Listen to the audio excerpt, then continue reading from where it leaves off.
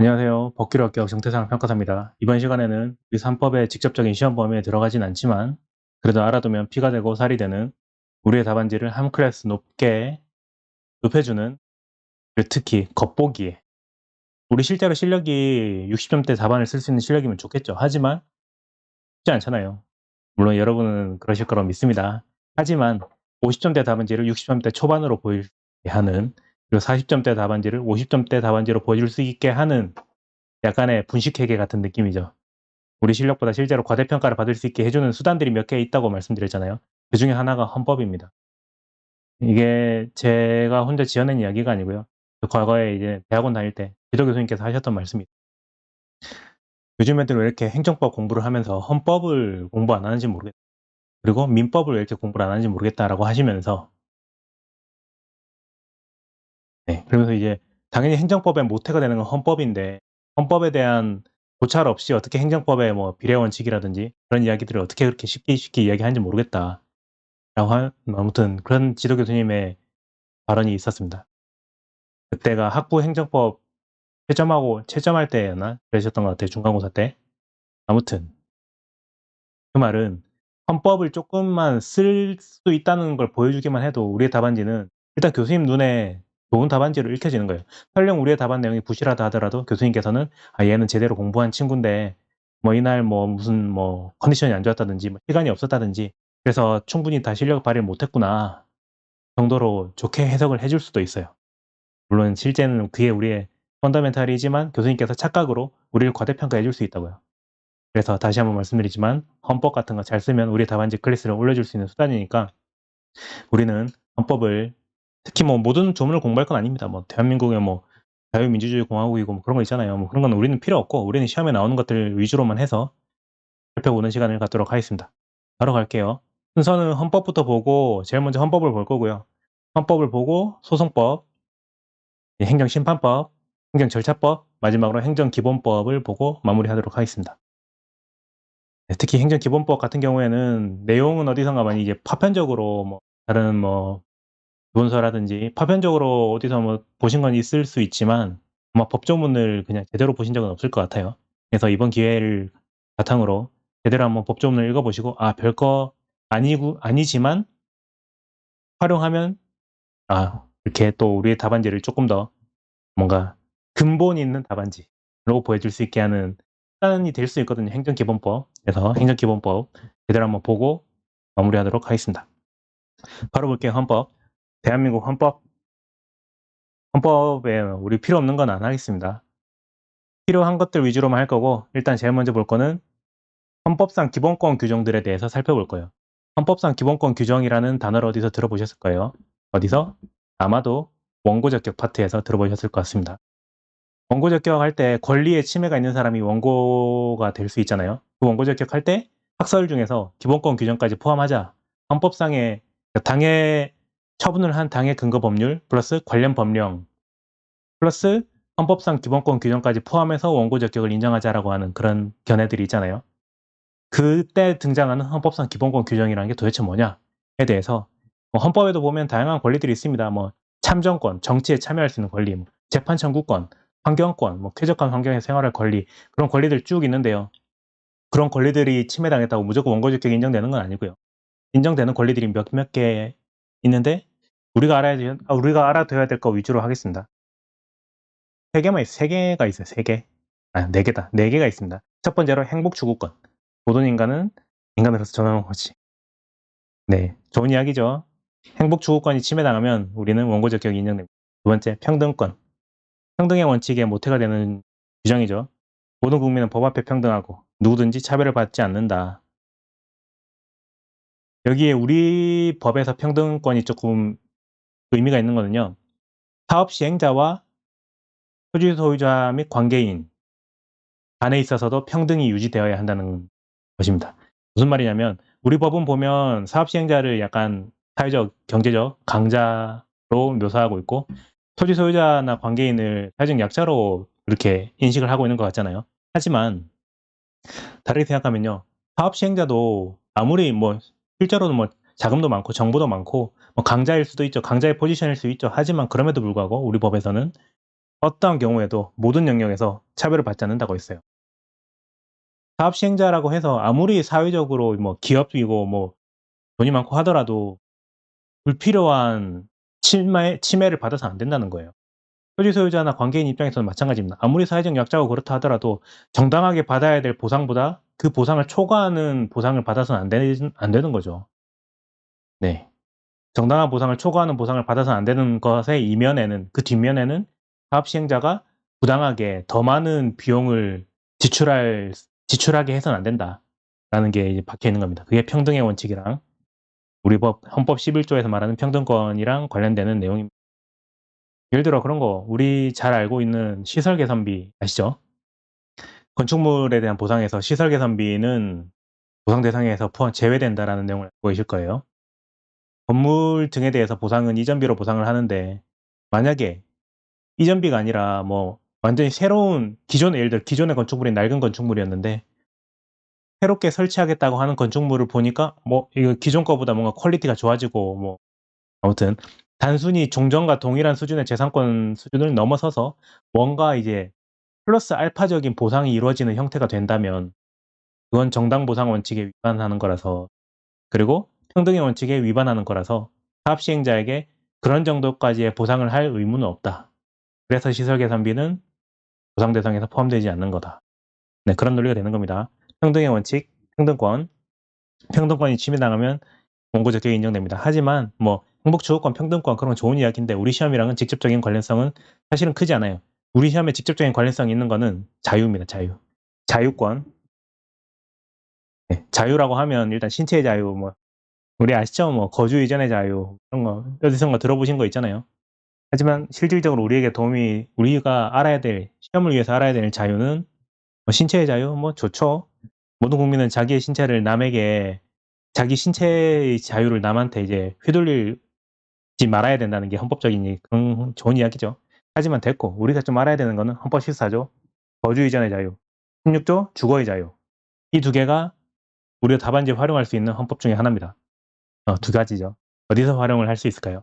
거주 이전, 주거, 이주대책에서 쓸 수 있는 겁니다. 이주대책이라는 거는 공익사업의 시행으로 인해서 생활의 터전을 상실한 자, 특히 주거의 근거를 상실하게 된 자에게 그 주거의 토대를 마련해 주는 약간 복지 정책의 일환이잖아요. 그걸 해 줘야 되는 이 헌법적인 근거 중에 하나가 이 16조예요.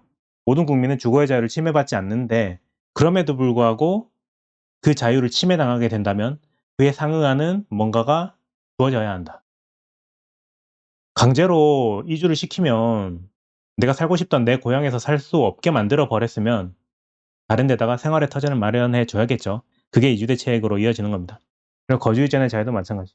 거주 이전, 두 개가 연결되는 겁니다. 이런 자유를 가지고 있고 이런 자유가 침해당하면 우리는 원고 적격이 인정된다. 그런 식으로 논리가 연결되는 거예요.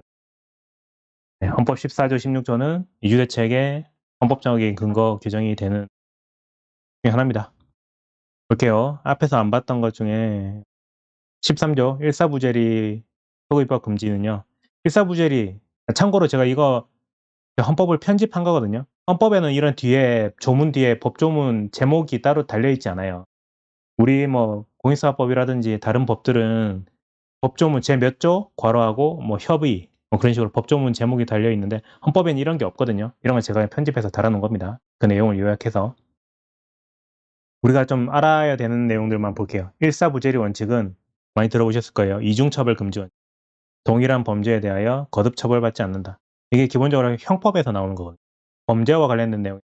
이중처벌을 받지 않는다는 건데, 예를 들어 이제 한 번 징역을 받았으면 다른 종류의 형벌을 받을 수 없다. 한번 뭐 벌금형이 내려졌으면 뭐 동일한 범죄에 대해서는 또 다른 형벌이 내려질 수 없다. 그런 건데 이게 우리 행정 처분에도 적용이 될 수 있어요. 동일한 잘못에 대해서는 처분은 예를 들어 뭐 업무 정지를 한번 하고 동일한 한 번의 잘못이 있어 가지고 그 잘못에 대해서 잘못을 시정하기 위해서 업무 정지가 내려졌는데 그러다가 그냥 동일한 사유에 대해서 업무 정지를 매긴 거는 그 사유를 시정하기 위한 행정적인 수단을 쓴 거잖아요. 근데 거기다가 대고 나중에는 과징금을 따로 매긴다든지 그런 식의 동일한 잘못에 대해서 이제 반복되는 제재는 가해져서는 안 된다. 제재 처분의 반복도 가해져서는 안 된다라는 게 일사부재리 원칙이 우리 행정의 영역에서도 적용될 수 있는 것. 요거는 약간 상식처럼 알아두시면 되고, 소급입법 금지 원칙은 사실은 사실 일반 행정법에서 굉장히 중요한 원칙이거든요. 근데 우리 시험에서는 그렇게까지 중요하진 않다.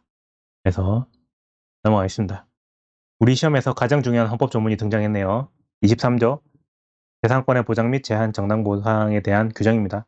우리가 가장 잘 알고 있는 건 23조 3항이죠. 하지만 1항부터 알아야 됩니다.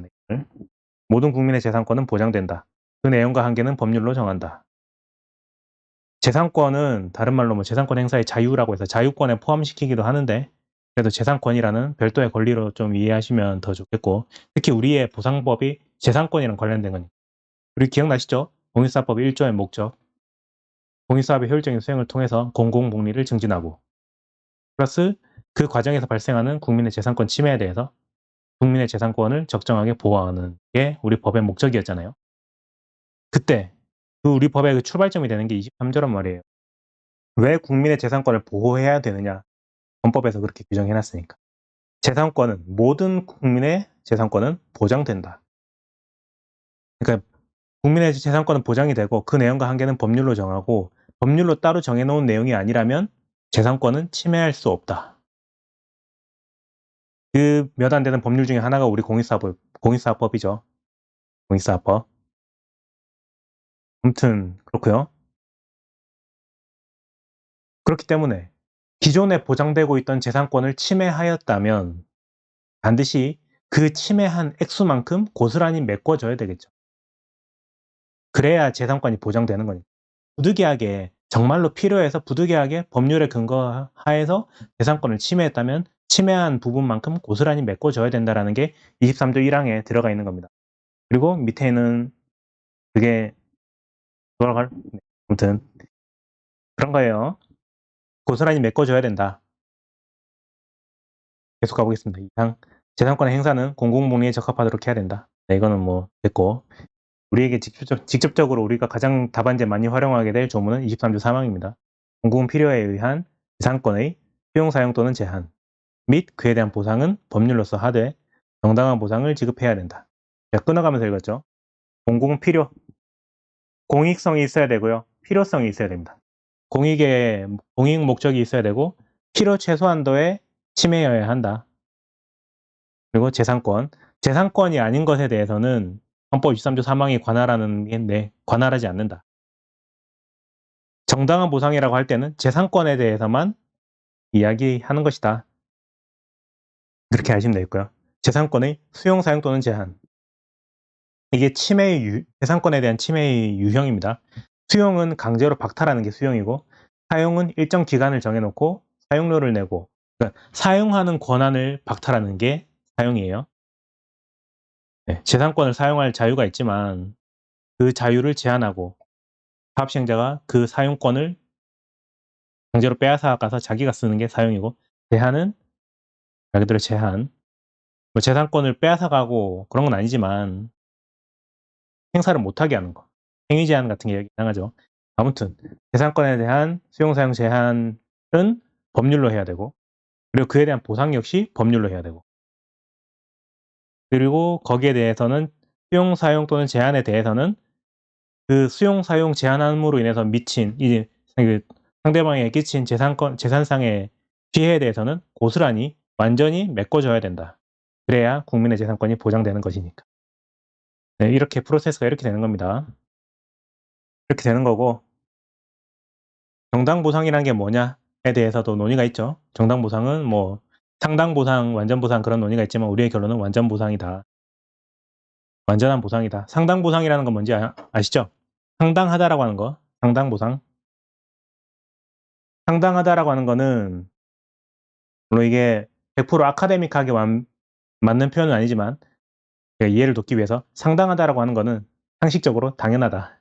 상식적으로 당연히 받아들일 만하다 정도로 생각하시면 되거든요. 자, 정당한 보상이 무엇이냐에 대해서 상당 보상이 정당한 보상이다라는 견해가 있고 완전 보상이 정당한 보상이다라고 하는 견해가 있죠. 거기에 대해서 우리의 결론은 완전 보상이고 현행 우리 법과 헌법에서도 다 완전 보상으로 하고 있는데 그럼 상당 보상이라는 게 도대체 뭔데? 에 대해서 설명을 드릴게요. 상식적으로 당연히 받아들일 만하다라는 거였잖아요, 상당이라는 게. 상당 보상을 주장하는 분들은요. 논리가 이런 겁니다. 아무리 재산상의 피해가 있었지만 그래도 이제 피해를 입은 사람 입장에서 '아 내가 피해 당한 만큼 완전히 100%를 보상받지 않았지만 한 70% 80% 90% 정도 보상받았으면 그래 이 정도면 나도 사회 구성원의 일환으로서 받아들일 만하다.' 그 정도 수준이라면 정당한 보상으로 보자라는 게 상당 보상설의 입장입니다. 다시 완전 보상설은요. 다 필요 없고 그냥 '내가 침해당한 그 액수만큼 고스란히 다 받아야겠다.'라는 게 완전 보상이고요. 그게 완전 보상설의 입장이고 우리 현행 판례와 학계 다수견의 입장입니다. 반면 상당 보상이라고 하는 거는 완전한 보상은 아니지만 그래도 받아들일 만한 수준이면 정당한 보상으로 보자. 그게 완전한 보상은 아니라 할지라도 상대방이 받아들일 만하다고 구체적으로 따져봐서 그런 경우라면 정당한 보상이 실현된 걸로 보자라는 게 상당 보상설인데요. 우리 법에서는 인정되지 않습니다. 이 상당 보상설의 이 근거 자체가 독일 기본법, 독일의 헌법에 해당되는 그런 규정에서 가지고 온 건데 필요 없습니다. 우리는 우리 헌법도 잘 공부 안 하는 입장에서 독일 기본법 몰라도 상관없어요. 넘어가겠습니다. 청원권. 모든 국민은 법률이 정한 바에 의하여 문서로 청원할 권리를 가진다. 문서로 청원을 할 권리를 가져요. 청원한다는 게 청한다, 요청한다, 원한다. 네. 신청하는 거예요, 신청. 내가 원하는 바가 있으니까 이거 좀 해주세요라고 신청하는 겁니다.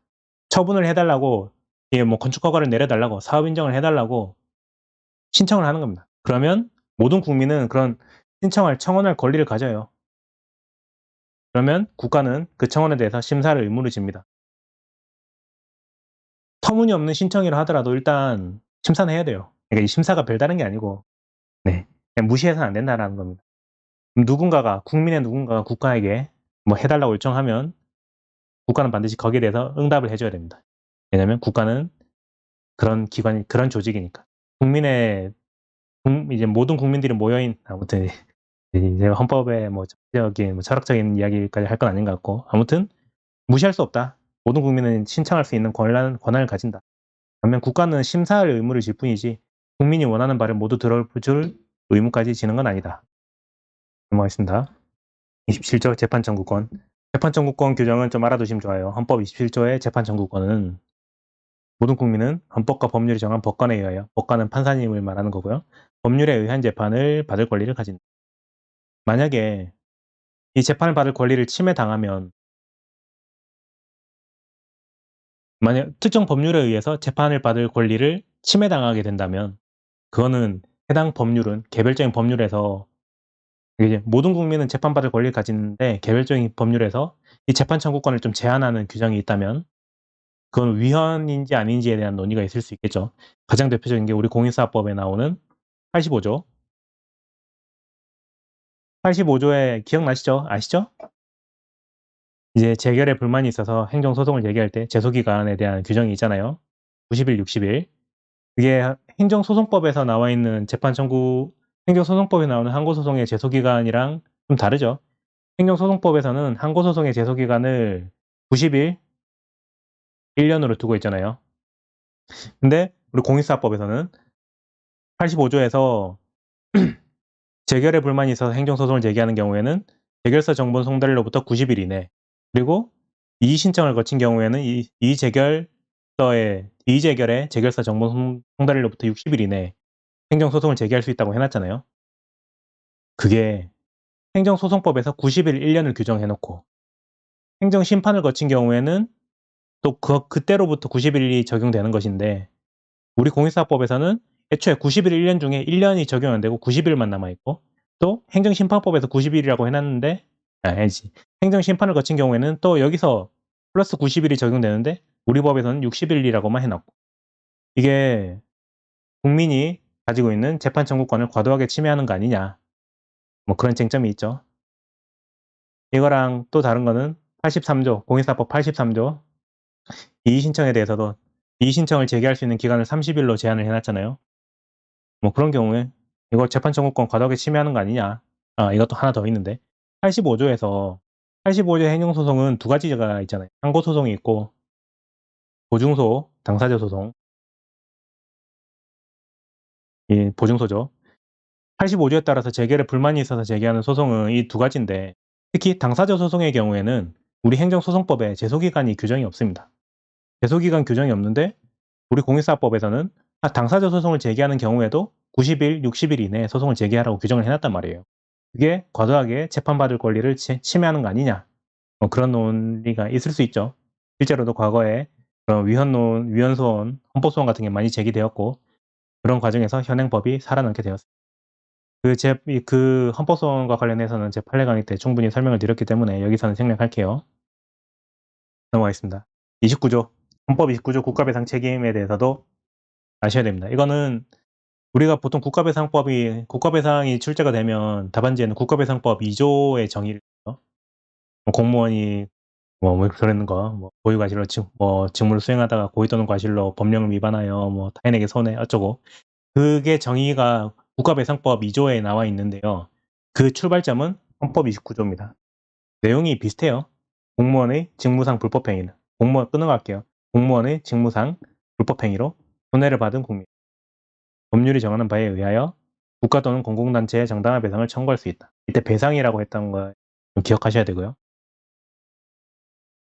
법률이 정하는 바에 따라 이 법률이 국배법입니다. 국배법. 국가배상법이고 이 배상이라고 하는 거는 우리 아시죠? 불법행위로 인해서 재산상 피해를 받으면 그때 재산상 피해를 손해라고 말하고 손해에 대해서 배상을 합니다. 손해, 배상. 반면 행정적으로 적법하게 프로세스를 밟아 나가다가 재산상의 피해를 입게 되었을 때 그때는 손실이라고 하고요. 손실에 대해서는 보상합니다. 알아두시면 좋아요. 손해에 대해서는 배상하고 손실에 대해서는 보상을 한다. 근데 국가배상이라고 하는 거는 국가가 공무원이 손해를 끼쳤을 때 배상하는 거, 국가배상. 반면에 우리 평가사법에 나오죠. 평가사법 28조에 나오는 평가사의 손해배상 책임. 그때는 국가배상법이 아니라 평가사법이 적용되고 민법이 적용되고 공무원이 손해를 입혔을 때는 국가배상법이 적용이 되는 거예요. 아무튼 그렇고요. 이 뒤에 나오는 두 번째 문장. 이 경우 공무원 자신의 책임은 면제되지 않는다. 이거랑 관련해서는 국가배상법에서 또 다른 쟁점이 있죠. 가해 공무원에 대해서 별도로 민사상의 손해배상 책임을 물을 수 있느냐와 관련된 쟁점이 있지만 여기서는 설명드리지 않고 넘어가겠습니다. 34조 가볼게요. 34조 생활권적 기본권이라고 부릅니다. 인간다운 생활을 할 권리를 가진다. 생활권. 이 생활권은 우리 생활보상이랑 관련되는 이 헌법 조문입니다. 생활보상이란 건 우리 법 78조죠. 78조 1항에서 이주대책이 있고 78조 6항에서 과거에는 5항이었지만 개정돼서 6항이 됐죠. 78조 6항에서 주거의전비에 대한 규정이 있어요. 그리고 이제 생활보상이라고 하면 그 두 가지를 말합니다. 이주대책 플러스 주거의전비. 그 두 가지는 복지정책의 성격을 가지고 있어요. 왜냐면 우리 헌법 23조 아까 봤잖아요. 헌법 23조는 재산권에 대한 규정이에요. 재산권에 대해서 정당한 보상을 해야 된다. 재산권을 침해하면 정당한 보상을 해야 되는데 아까 우리 봤던 주거의 자유, 거주지연의 자유를 침해하는 경우에는 어떻게 그 자유를 침해한 내용에 대해서 어떻게 국가가 후처리를 해줄 것이냐에 대해서 우리 헌법재판소와 이런 다양한 교수님들과 그런 분들께서는 물론 이제 이주대책도 재산권의 측면도 조금 섞여 있긴 합니다. 네, 그 형태가 분양을 좀 싸게 분양을 해준다든지 그런 형태이기 때문에 재산권에 대한 보장의 성격도 조금 갖고 있긴 하지만 조금 더 근원적인 면에서는 생활권을 침해한 내용에 대해서 모든 국민이 인간다운 생활을 할 권리를 가지는데 그 권리를 침해한 내용에 대해서 사회 보장 측면에서 이주대책을 해주고 주거의전비를 지급한다. 그렇게 생각하시면 되겠고 그래서 이주대책의 헌법적 근거를 설명하라는 우리 예전 기출문제가 있었어요. 거기에 대해서는 물론 이제 해당 쟁점을 공부하시면 되지만 헌법적인 근거를 헌법 34조만 단독적인 근거로 보는 견해도 있고 헌법재판소는 그렇게 보고 있습니다. 하지만 일부 교수님들께서는 34조와 23조가 결합해서 헌법적인 근거가 된다 뭐 그런 내용도 있고 아무튼 저는 개인적으로 결합설이 좀 더 깔끔한 것 같아서 결합설로 가고 있는 사람입니다. 아무튼 생활권 우리가 그때 그냥 말로만 듣던 생활권적 기본권은 이렇게 생겼다. 모든 국민은 인간다운 생활을 할 권리를 가진다. 밑에는 됐고요. 가보겠습니다. 환경권. 환경권 같은 경우에는 모든 국민은 건강하고 쾌적한 환경에서 생활할 권리를 가진다. 그리고 국가와 국민은 환경 보존을 위해서 노력해야 된다. 네. 35조 1항 환경권이고요. 되게 유명한 판례가 하나 있죠. 우리 수녀원 산딸기 판례 아시나요? 네. 그거는 예전에 어느 지역인지 모르겠습니다. 수녀원에서 그 호수 같은데 수녀원 근처에 뭐 굉장히 뭐 물이 맑은 지역이었나 봐요. 그래서 거기서 그 맑은 물을 바탕으로 산딸기를 재배를 해가지고 그걸로 딸기잼을 만들었는데 굉장한 특산품이었나 봐요. 전 정확하게 모르겠어요. 잼을 안 좋아해서. 아무튼 그랬는데 그 수녀원 네.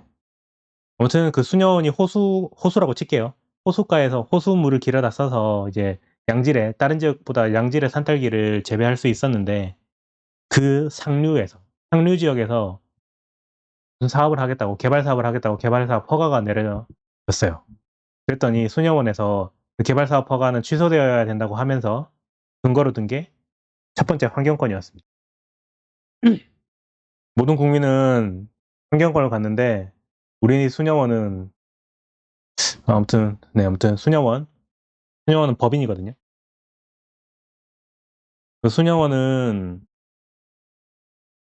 환경권에 침해가 있었다고 얘기했습니다. 쾌적한 곳에서 생활할 권리가 있는데 우리 상류 지역에서 저런 개발 사업이 이루어지게 되면 쾌적한 환경에서 생활을 할 수가 없게 된다. 우리 물이 오염되고 해서 그런 환경권이 침해된다. 플러스 그 뭐 수녀원 딸기잼 판례를 아시는 분이라면 제가 지금 무슨 말 하는지 알 것 같아요. 무슨 말 하는지 아실 거라 생각합니다. 거기다가 플러스 물론 이제 수녀원 딸기잼은 우리 공인사업법이랑 관련 없는 내용이에요. 그래서 우리 공인사업법에서 직접적으로 활용할 내용은 아니지만 아무튼 그때 수녀원에서 주장한 걸 환경권을 침해당했다. 플러스 기존에 우리가 이 특산품으로 딸기잼을 잘 팔고 거기서 우리가 수녀원을 운영할 수입을 얻고 있었는데 그러한 재산권이 행정청이 이제 관할 시군구청장이나 뭐 그런 데였겠죠. 그 행정청이 개발 행위 허가를 내려줌으로 인해서 우리 재산권이 침해당했다. 라면서 소송을 제기했던 거거든요. 그때 판례가 선생님께서 말씀하시기를 환경권은 자연인만 국민이라고 했는데 국민은 자연인입니다. 법인은 환경권을 향유할 수 있는 주체가 되지 못한다라고 해서 그런 내용이 있었고요. 그리고 설령 그게 법인이 아니라 그 자연인이라 하더라도 환경권 침해만으로는 원고적격이 인정될 정도는 아니다라고 하는 그런 내용이 있고, 플러스 재산권 침해에 대해서는 제3자이기 때문에 그러니까 이제 개발행위 허가와 관련된 상대방은 위에 기업을 운영하는 개발업자가 직접 상대방이었을 것 같고, 수녀원 같은 경우에는 제3자죠. 제3자 같은 경우에는 자기가 재산권 침해를 당했음을 개별적적 구체적인 침해가 있었음을 입증을 해내야 되는데 그 사건에서 입증을 해내지 못했어요. 네. 환경권은 우리는 다 더 아실 필요는 없고 환경권의 침해만으로는 원고적격이 인정되지 않는다. 그것만 알고 계시면 돼요. 넘어갈게요. 나왔다. 제가 생각하는 우리 헌법에서 우리가 평가사 시험을 공부하는 우리가 가장 잘 활용해야 될 법조문이 23조고요. 헌법 23조고 그 다음이 37조입니다. 37조 2항. 어디서 봤죠 이거? 법률 유보의 원칙 그리고 비례 원칙 보겠습니다. 37조 1항 모두 국민의 자유와 권리는 헌법에 열거되지 아니한 이유로 경시되지 않는다. 네, 경시되면 안 되죠. 자유와 권리. 우리는 자유민주주의 공화국에서 살고 있는 사람으로서 어디 나의 자유를 함부로 침해하나. 네, 법률로서만 제한할. 국민의 모든 자유와 권리는 국가안전보장, 질서유지 또는 공공본의를 위하여. 묶을게요. 국가안전보장, 질서유지 또는 공공복리를 위하여. 다른 말로 말하면 공익. 공익을 위하여 필요한 경우에 한하여 법률로서 제한할 수 있으며 필요한 경우에 한하여 법률로서 제한할 수 있습니다. 자유와 권리는 법률로 제한을 할 수 있어요. 다만 조건이 있습니다. 공익을 위해서 플러스 필요한 경우에 한하여.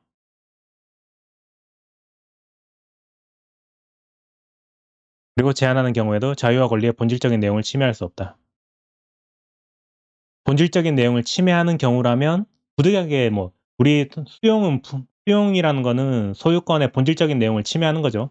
강제로 빼앗는 거니까. 재산권을 강제로 빼앗는 수용의 경우에는 거기에 상응하는 대가를 반드시 제공해서 그 재산권의 침해가 없는 상태로 만들어줘야 된다. 그런 내용입니다. 네. 법률로 제한할 수 있다. 자유와 권리를 제한할 때는 법률로 제한해야 된다. 네. 법률의 근거를 두고 있지 않으면 제한할 수 없다. 여기서 법률 유보의 원칙이 도출이 되는 겁니다.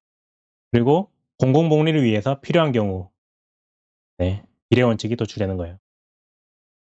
자유와 권리라고 하는 건 사익이죠. 사익은 공익을 위해서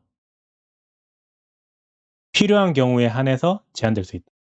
그 필요하다라고 하는 거, 네. 최소 침해를 의미하는 거고, 그 안에 내포되어 있는 건 당연히 공익과 사익을 비교 형량해서 이 침해로 인해서 달성되는 공익이 더 커야 한다. 그리고 단순히 사익과 공익 간의 비교 형량뿐만 아니라 공익과 공익 간에도 비교 형량이 필요하죠. 우리 공익사법 19조 2항인 19조 2항. 우리 기존에 공익사업에 쓰고 있는 토지는 수용 사용할 수 없다. 하지만 특별히 필요한 경우에는 할 수 있다. 라면서 공익과 공익 간에도 비교 형량을 해야 되는 경우가 있었죠. 아무튼 그렇다. 헌법 37조 2항 법률 유보의 원칙의 근거 규정이 되면서 비례 원칙의 근거 규정이 되기도 한다.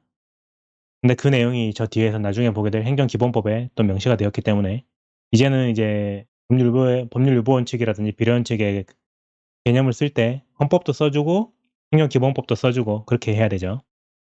넘어가겠습니다. 75조 헌법 75조 대통령령. 우리 실제 현실에서는 시행령입니다. 무슨 법 시행령은 대통령령이에요.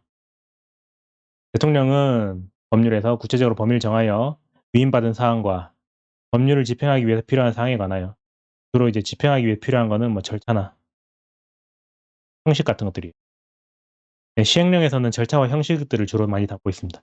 그런 거에 대해서 대통령령을 발할 수 있다. 시행령이고요. 법규명령이고요. 대외적 구성령을 가지는 법입니다. 이걸 어겼을 때 곧바로 위법하게 됩니다. 그리고 이걸 어겼는지 어기지 않았는지가 재판에서 판단 기준이 됩니다. 우리 재판 규범성이라고 하죠. 넘어가겠습니다. 시행령의 형태로 시행령이라는 타이틀 안에 들어가 있으면 전부 다 대외적 구성령을 가지는 법이거든요. 설령 그게 일종 표 같은 거라 하더라도 제재적인 처분의 기준을 표의 형식으로 담고 있다 하더라도 일단 시행령 안에 들어가 있으면 그건 대외적 구성력이 있는 법이다. 제가 뭐에 대해서 이야기하는지 아시죠? 우리 평가사법 시행령 별표 3을 말하는 겁니다. 넘어갈게요. 95조 총리령 불령. 총리령은 됐고 우린 불령을 보면 돼. 국무총리 또는 행정각부의 장은 국토부 장관 같이 장은 소관 사무에 관하여 우리 공익사업이라든지 평가사 제도라든지 부동산 가격 공시 제도라든지 그런 소관 사무에 대해서 법률이나 대통령령의 위임 또는 직권으로 총리령 또는 불령을 발할 수 있는 불령.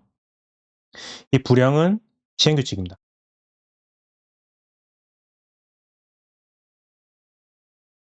시행규칙은 헌법에서 행정각부의 장에게 그런 권한을 부여해 놓은 입법할 수 있다는 권한을 부여해 놓은 거죠. 그렇게 해서 헌법에서부터 그리고 헌법, 법률, 시행규칙 순서 또는 헌법, 법률, 시행령, 시행규칙 순서 그런 형식으로 아무튼 상위법령에서 차근차근 위임의 순서가 내려오면서 그렇게 해서 제정되는 시행규칙은요. 헌법에서 규정하고 있는 법규명령입니다. 법령에 포함되는 거예요. 법규명령으로서 법령에 포함되는 것이고요. 시행규칙은 대외적 구성력을 가집니다. 네, 우리 판례 중에 좀 논란이 있는 판례가 있죠.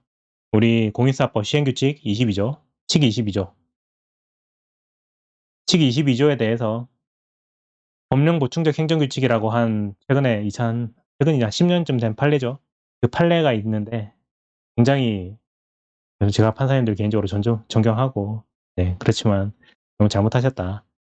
시행규칙은 일단 형식이 법규명령인데 어떻게 이게 네, 법령 보충적 행정규칙이겠냐. 아무튼 그런 거고요. 제가 그 판례 강의 할 때 설명드렸죠. 이게 어째서 이거를 법령 보충적 행정규칙으로 네, 됐습니다. 더 설명 안 해도 그때 충분히 설명했으니까. 과거의 연역을 살펴봤을 때 뭐 이제 진짜 말 그대로 사무처리 기준 같은 규정들을 통합해서 시행규칙으로 통합하면서 공인사업법으로 이제 통합하는 과정에서 과거에 진짜 업무 매뉴얼 같은 내용에 담겨 있던 것들을 시행규칙으로 합했기 때문에 그래서 과거의 연역을 알고 있는 연역을 생각하는 분들께서는 이거 법보행으로 뭐 그렇게 법령 보충적 행정규칙으로 이렇게 뭐 그런 논의가 있긴 하지만 아니 그래도 일단 형식은 시행규칙이면 당연히 적어도 내용은 별도로 치더라도 형식은 법규명령이다. 왜냐면 헌법 95조에서 그렇게 규정하고 있기 때문에. 지금 제가 너무 지금 말이 좀 길어지고 있는 것 같아요. 컴팩트하게 가겠습니다. 이제부터는. 헌법 107조 보겠습니다. 107조. 107조는 우리가 알아야 되는 게 이 세 개를 다 알아야 돼요. 일단 첫 번째로 사망을 먼저 볼게요. 사망. 재판의 전심 절차로서 행정심판을 할 수 있다. 전심이라고 하는 거는 시간적으로 심, 심판한다. 네, 뭐 심사, 심판 무슨 말인지 아시죠? 그런 절차로서 재판을 하기 전에 법원에서 재판을 하기 전에 전심 절차로서 행정심판을 할 수 있다. 행정심판의 절차는 법률로 정하되 사법 절차가 준용되어야 한다. 이 내용을 제가 왜 보느냐 하면요. 이따가 뒤에서 행정심판법을 보게 될 텐데요. 특별행정심판이라고 나옵니다. 특별행정심판, 행심. 우리 법에 나오는 이의신청이죠. 공인사법 이의신청. 이게 특별행정심판에 해당하죠. 반면 예, 부공법이라든지 평가사법에 나오는 이의신청은 특별행정심판이 아니죠. 그걸 구분할 때 우리는 107조 사망에서부터 출발하는 거예요. 만약에 어떤 불복 절차가 행정심판이 되려면 그 절차가 법률로 정해져 있어야 되고요. 사법 절차가 준용되어야 합니다. 사법 절차가 준용된다고 하는 거는 마치 우리가 이제 서로 다투고 있는 양 당사자들끼리 해결이 안 돼서 제3의 독립된 권한을 가지고 있는 권위가 있는 제3의 독립된 기관에게 이제 판사님이죠. 법원에게 이제 재판에 이걸 내려달라는 이제 법원에게 분쟁을 해결해 달라고 하는 게 사법 절차란 말이에요. 그게 재판이고 사법 절차인데 행정심판은 적어도 사법 절차랑 동일할 필요는 없지만 그게 준용되어야 한다. 예를 들어서 법원에 가서도 이제 각자가 변론을 하죠. 서로 공격과 방어를 주고받으면서 증인을 데리고 오고 뭐 증거를 채택하고 막 싸우잖아요. 그것과 비슷하게 적어도 만약 그 불복 절차가 행정심판이라고 불리려면 독립된 제3의 기관에게 그걸 분쟁의 해결을 요청하는 것이어야 하고 그리고 마치 이제 법원에 가서 서로 공격 방어를 주고받는 것처럼 적어도 그렇게 서로 공격 방어를 주고받는 형태의 그런 절차가 있어야 된다. 완벽하게 소송과 같이 그렇게 할 필요는 없지만 적어도 외관상이라도 형식적으로라도 비슷하게 그 정도 되어야 행정심판이라고 볼 것이다. 우리 공인사법에 있는 이의신청은 거기에 해당하죠. 제3의 기관인 중앙토지수용위원회에게 불복을 제기하는 것이고 특히 이제 거기에 관련해서 이제 공토위는 불러가지고 하죠. 그런 게 법률에 규정되어 있단 말이에요. 그 절차가 법률에 규정이 되어 있고 우리 시행령에 나와 있습니다. 이의신청과 관련된 절차들은 시행령에 나와 있고 아무튼 그래서 이의신청은 우리 공인사법상의 이의신청은 행정심판에 해당해요. 반면에 부공법이나 평가사법에 있는 이의신청은 사법 절차가 준용되지 않습니다. 처분을 한 행정청인 국토부 장관에게 이의신청을 하는 거잖아요. 개공 같은 경우에는 개별공시가 같은 경우에는 이제 개공을 내린 시군구청장에게 이의신청을 하는 거잖아요. 처분을 내린 행정청한테 이의를 제기한다? 그건 사법 절차가 준용되는 거라고 볼 수 없죠. 그건 단순한 민원 제기에 불과한 그런 이의신청이고 이제 우리 행정기본법 36조에 나오는 그런 이의신청이죠. 과거에는 강학상 이의신청이라고 불렀었는데 강학상이라고 하는 거는 법의 근거가 없이 학문적으로 만들어낸 개념 강학상인데 이제는 뭐 법의 근거가 생겼으니까 가능성 이의신청이라고 하지 마시고 행정기본법 36조의 이의신청이라고 하시면 그렇게 되겠죠. 아무튼 행정심판이 아닌 이의신청이란 말이에요. 그 행정심판이 아니게 되는 이유가 사법 절차가 준용되지 않기 때문에. 공익사법상의 이의신청은 사법 절차가 준용되기 때문에 특별행정 심판이다. 하지만 부공법과 평가사법에 있는 이의신청은 사법 절차가 준용되지 않기 때문에 특별행정 심판이 아니다. 그런 식으로 논리를 가져가면 됩니다. 네, 107조 1항과 2항을 볼게요. 이 두 개를 묶어서요. 우리는 구체적 규범통제라고 합니다. 구교통 아시죠? 구체적 규범통제. 법규명령을 통제하기 위한 소송상의 수단입니다. 구교통. 그 외과는 일단 지금 이런 거 설명하고 있을 그런 시간은 아니니까 빨리 그냥 조문만 먼저 보고 추가적으로 간단하게 설명드릴게요. 1항 보시면 법률이 헌법에 위반되는지 여부가 재판의 전제가 된 경우.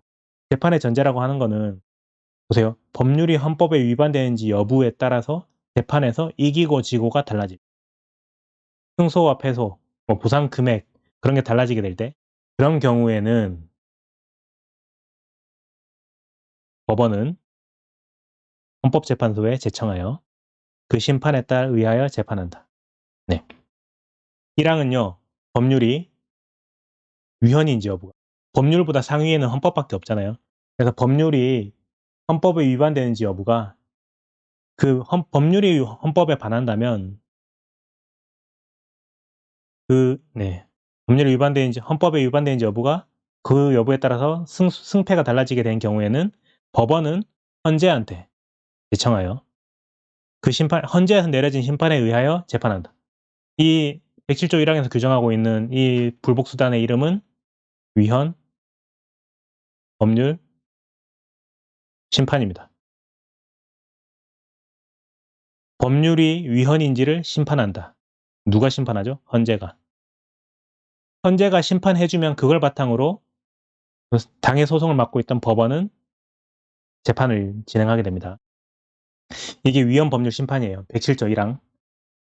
107조 2항은 명령 규칙 또는 처분이 헌법이나 법률에 위반되는지 여부가 재판의 전제가 된 경우에 대법원은 이를 최종적으로 심사할 권한을 가진다. 이거의 이름은요. 명령 규칙, 헌법 법률, 대법원이 심사를 하죠. 위헌, 위법, 명령, 규칙, 심사입니다. 자, 107조 1항은 위헌, 법률, 심판이었죠. 107조 2항은요. 위헌, 위법, 명령, 규칙, 심사예요. 명령, 규칙은 법규 명령이고요. 법규 명령의 상위에 있는 게 헌법과 법률이죠. 그래서 뭐 처분 이건 됐고 명령이나 규칙이 헌법에 위반됐는지 또는 법률에 위반됐는지 여부가 재판의 전제가 된 경우에는 대법원이 심사합니다. 그리고 이제 그 심사 스스로 이제 대법원이 최종적으로 심사할 권한을 가지고 있기 때문에 대법원이 심사를 한 그걸 바탕으로 자기가 판결을 내리면 되죠. 아무튼 107조 1항과 107조 2항은 형태가 똑같이 생겼죠. 다만 그 컨텐츠가 좀 달라요. 법률이 헌법에 위반되는지 여부 또는 법규 명령이 헌법이나 법률에 위반되는지 여부에 따라서 보상 금액이 왔다 갔다 하고 대표적으로 우리 뭐 만약에 실제 사건입니다. 실제 판례인데 우리 법 60조 2항, 공익사법 67조 2항에 나오는 개발이익 배제, 소위 개발이익 배제 규정이 위헌이다라고 주장하면서 개발이익도 토지 소유자가 가지고 있는 재산권인데 왜 토지 소유자에게 그 개발이익을 뺏어갔느냐. 법률이 잘못됐다. 내가 지금 보상 금액을 더 받아야 된다고 주장하고 있는데 그 주장하는 근거는 저 개발이익 배제 규정, 그 규정 자체가 잘못됐기 때문이다. 저 규정만 없다면 저 규정이 위헌이라는 게 밝혀진다면 나는 개발이익까지 포함해서 보상금을 받게 될 것이다. 법률이 헌법에 위반되는지 여부에 따라서 보상 금액이 달라지게 될 때. 그때 그 사람은 보상금 증감 청구 소송을 제기하고요. 소송을 일단 메인이 된 소송을 제기하고 사이드로 따로 서류 준비해가지고 우리 107조 1항에 따라서 위헌 법률 심판을 법원장한테, 판사님한테 따로 신청하는 겁니다. 판사님 저는 지금 보상금 더 받고 싶다고 소송을 제기했는데요. 사실은 그거랑 별도로 이거 먼저 좀 판단해 주세요. 법률이 위헌인지 아닌지를 판단을 해주세요. 라고 하면서 별도로 이제 서류를 제출하는 거예요.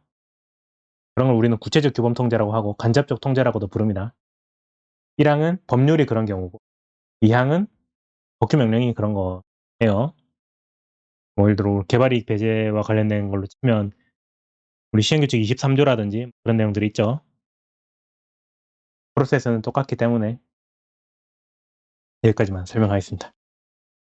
아무튼 우리가 공부하기를 법규 명령에 대한 사법적인 통제 수단 파트에서 공부하기 때문에 주로 107조 2항만 아시는 분들이 많았던 것 같아요. 제가 이제 여러분 수많은 수험생들을 접해 보다 보니까 107조 2항만을 알고 107조 2항만을 이제 구체적 규범 통제 또는 간접적 통제 수단으로 알고 계시는 분들이 많았는데 사실은 그렇지 않고요. 107조 1항도 프로세스가 똑같다. 알아두시면 좋겠습니다. 논리는 똑같다. 구체적 규범 통제에 관련된 쟁점 아시죠? 네. 그래요. 꼭 알아두시고 잘 활용하시기 바랍니다. 헌법은 이제 뭐 120조, 122조는 중요한 건데 됐습니다. 우리 시험에는 필요 없다. 네, 일단 헌법에 대해서 먼저 살펴봤고요. 제 생각보다 조금 길어지고 있는 다음 시간에 행정소송법이랑 행정심판법, 절차법에 대해서 공부하도록 하겠습니다.